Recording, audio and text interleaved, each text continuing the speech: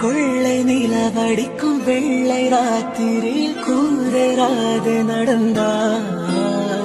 மூங்கில் காட்டில் ஒரு கானம் கசந்த விட மூச்சு வாங்கி உறிந்தார்.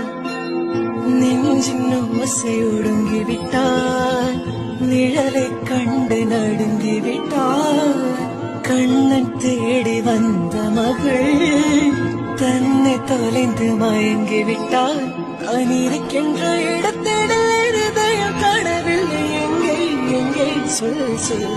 கண்ரெண்டும் தந்தி அடிக்க கண்ணாய் கண்டுபிடிக்க